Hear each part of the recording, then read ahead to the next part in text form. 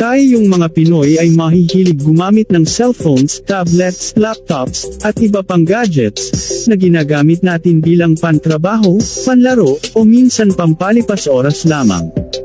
Hindi natin namamalaya na ang mga ginagamit natin ay mayroon palang matataas na radiation.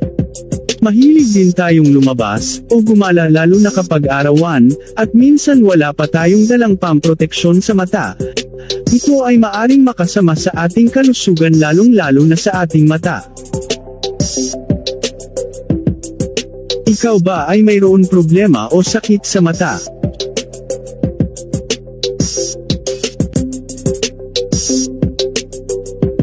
Ayon sa WHO o World Health Organization 2021, sa buong mundo, ang mga nangungunang sanhi ng pagkasira ng paningin ay uncorrected refractive errors, cataract, age-related macular degeneration, glaucoma, diabetic retinopathy, corneal opacity, trachoma.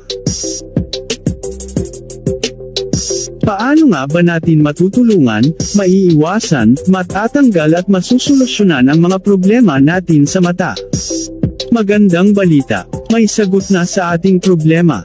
Matutulungan ng medical eyewear natin ang lahat ng problema natin sa mata.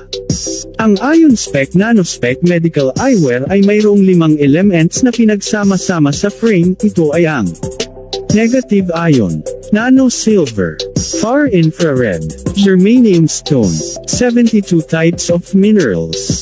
At ang lens ng IonSpec Medical Eyewear ay may 3 pam proteksyon: anti-radiation, blue light protection, anti-ultraviolet.